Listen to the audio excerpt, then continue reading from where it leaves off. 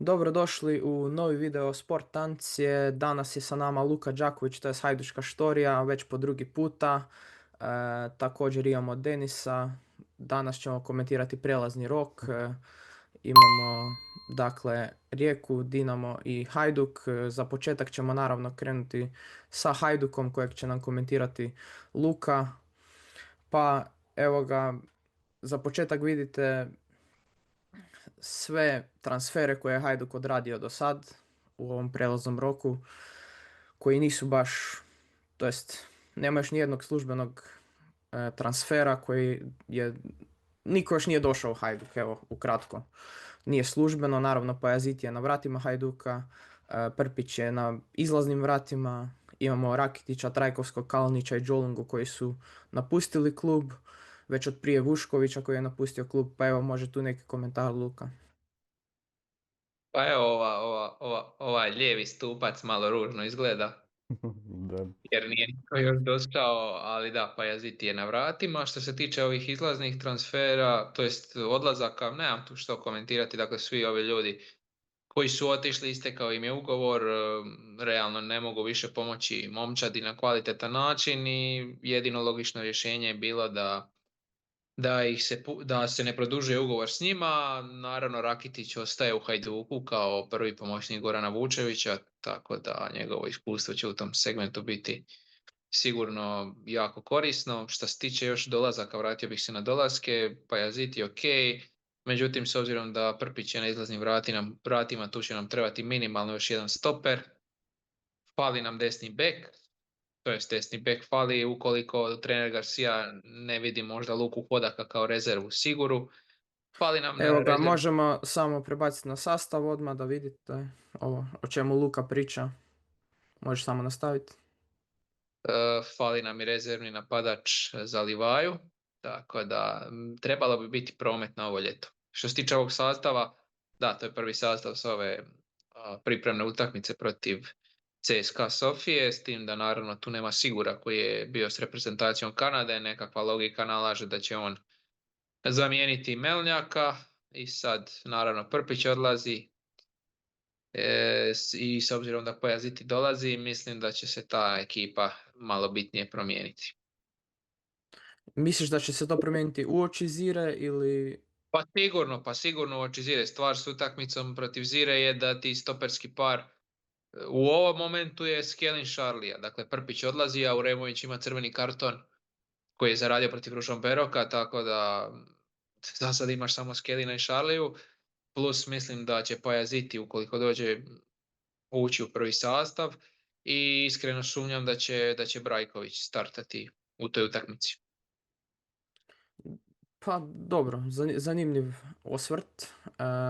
Kako bi ocijenio do sad prelazni rok Hajduka? Od 1 do 10? 0. 0.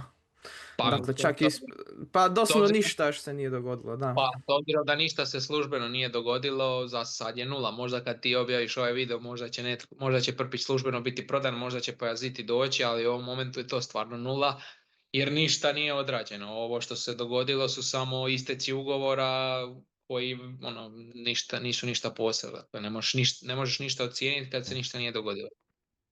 Da, doslovno. Ništa, ja bi samo prošao dalje onda malo na Rijeku. Mislim, Luka, ti nemaš tu možda previše znanja, ali evo, mi smo se dobro pripremili, tako da Rijeka, tipično ono riječki, kak bi se reklo, već godinama unazad, znači imamo te transfere koji su jednostavno neka nepoznanica, znači njihova skautska služba odradi dobar posao i ovdje vidimo 3 besplatna transfera, znači Endokit, taj Šijarić i Lasikas, Justas Lasikas. Tako da, evo ga, osim Endokita, ova dvojica su nepoznanica, tako da riječka skautska služba radi svoj posao. Endokit je već startao u ovoj jednoj tekmi, što su odigrali pripremnoj, tako da možemo odmah to vidjeti. Dakle, ali mislim da će većinom Rijeka ostati ista ekipa kao što je bila do sad. Imamo naprijed Čopa, Fruka, imamo i dalje, imamo Jankovića, pa mislim nema smisla se previše mijenjati s obzirom na to da će igrati Ligu prvaka. A dobro, Nisam Isto sigurno da će Radeljić ostati. Radeljić, Baš ga se jako puno povezuje s Dinamom.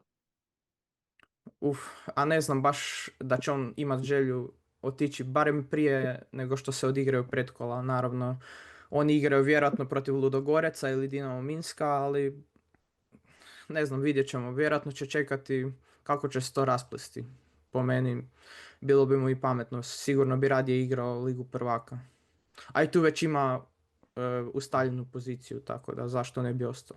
A dobro, ja si možda mislim da li će Fruk ostati, da li ima neku ambiciju za otići negdje dalje, neke jače lige ili će tu ostati, ono, ko neka legenda Rijeke.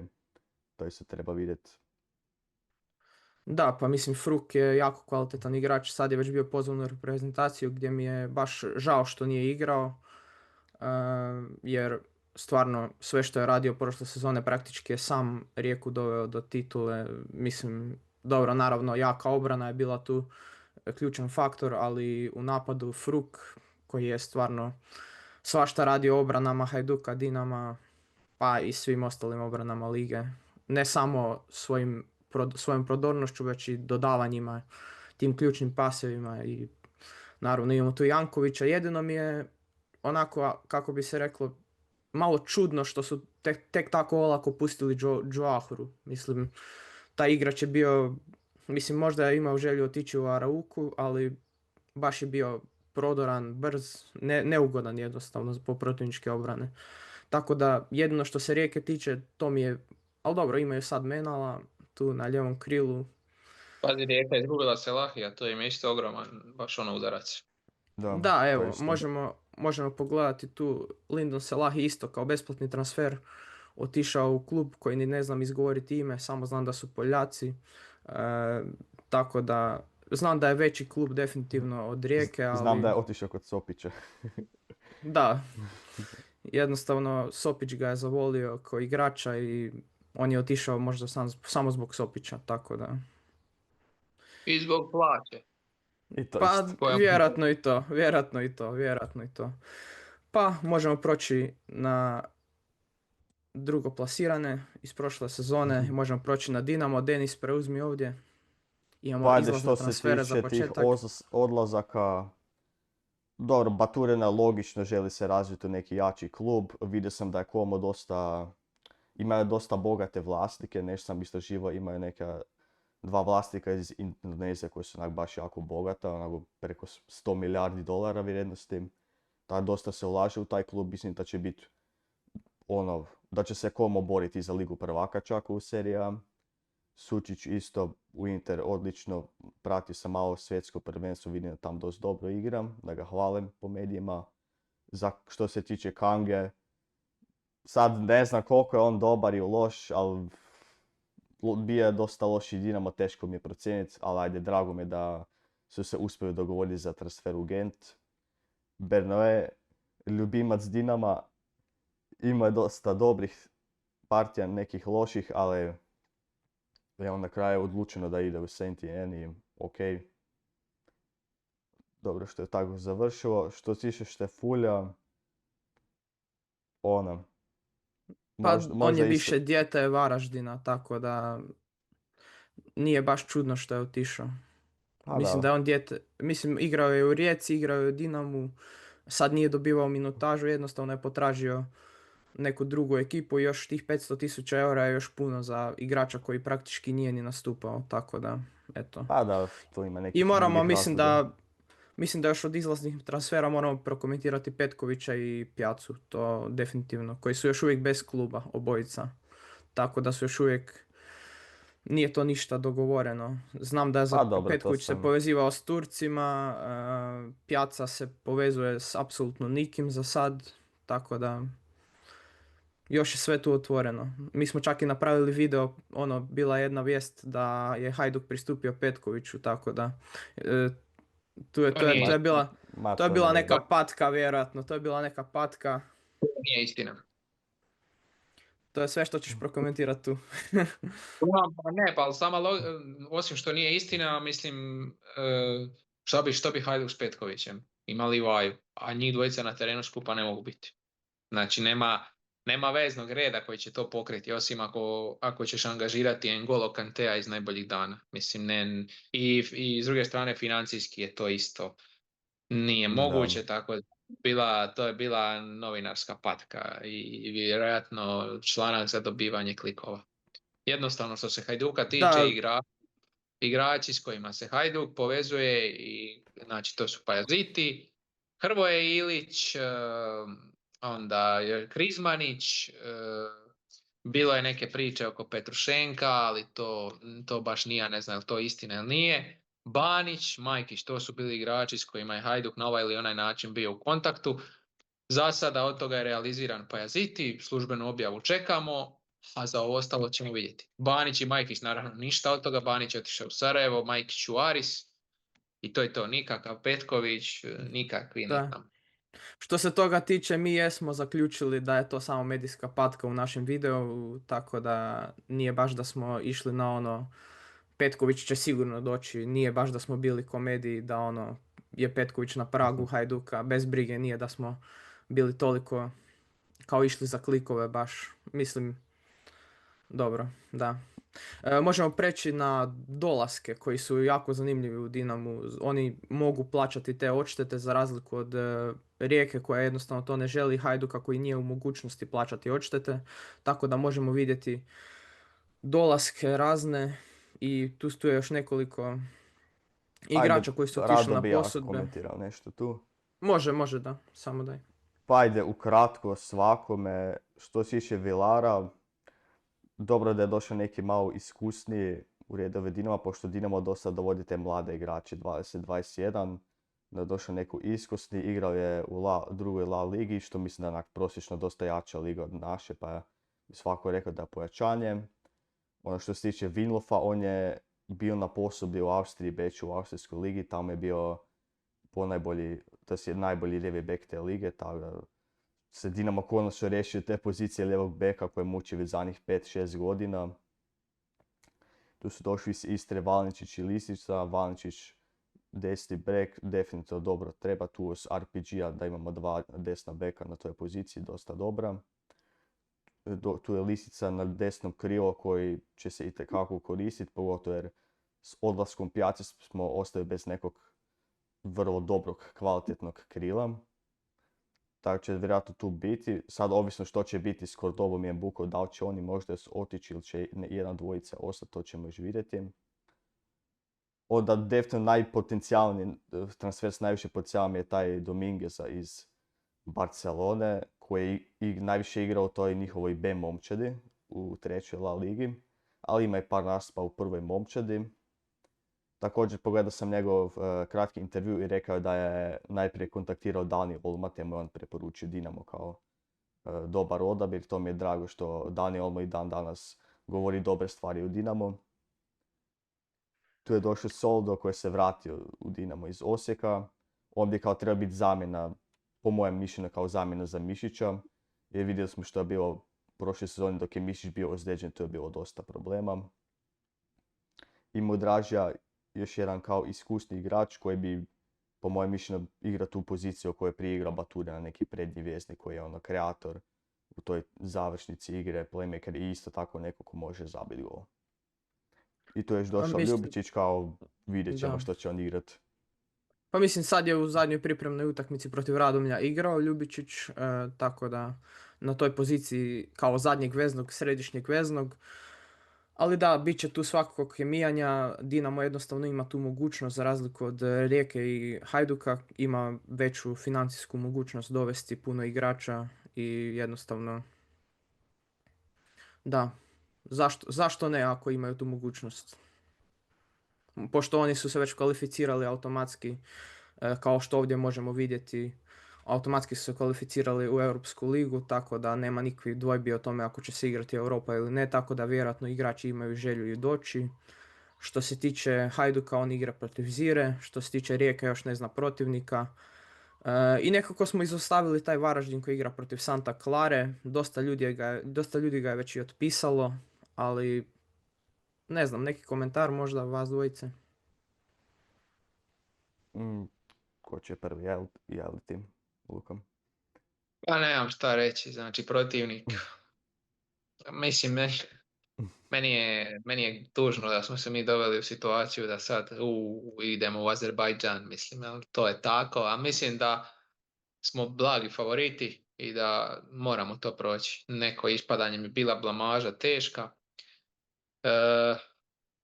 Nadam se samo da uoči te utakmice ćemo koliko toliko kompletirati kadar i jako bitna utakmica. Jako bitno je to proći zato što nova garnitura dolazi u klub, novi je trener i najmanje što im treba je ovako neko ispadanje.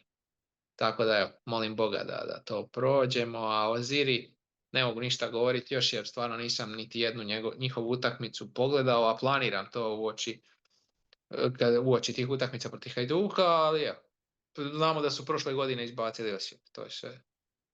Da, mi ćemo kao redakcija naravno navijati za svaki hrvatski klub, čak i Varaždin, i Dinamo, i Rijeku, i Hajduk, nebitno o tome, nebitno to ko za koga navija, ali bitno je da se razvije taj koeficijent, pa dao Bog da mi imamo čak i te direktne ulaske u natjecanja, čim više tih direktnih ulazaka u natjecanja europska, pošto sad postoje već 3 natjecanja, pa bilo bi baš šteta da Hrvatska koja je jaka kao momčad, kao naravno kao reprezentacija, da, to sam mislio reći, bilo bi baš šteta da nemamo više predstavnika u Europi, klupskih predstavnika naravno.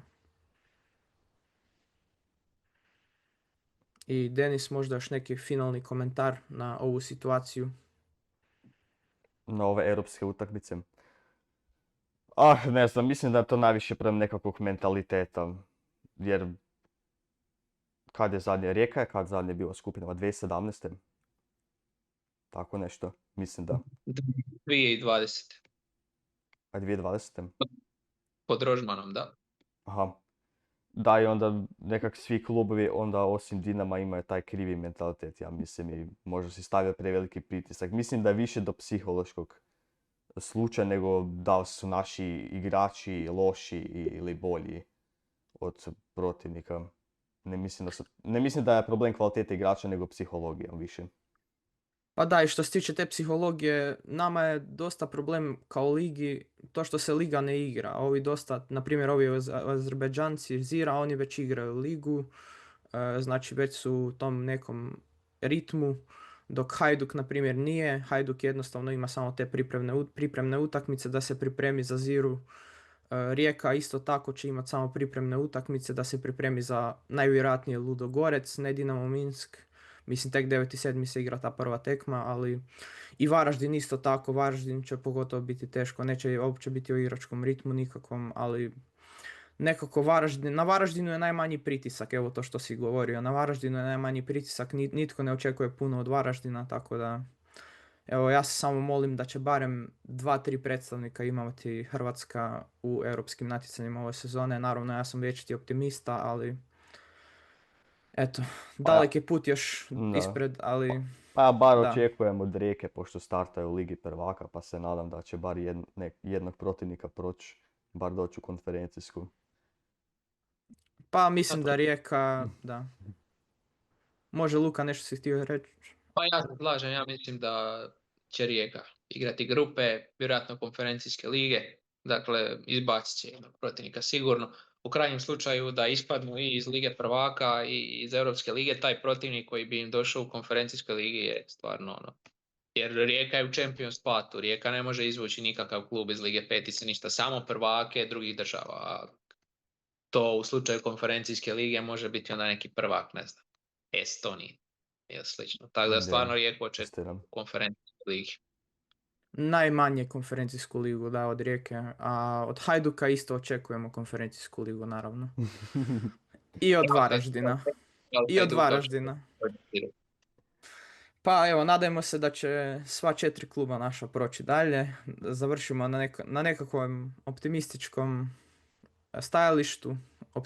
stajalištu.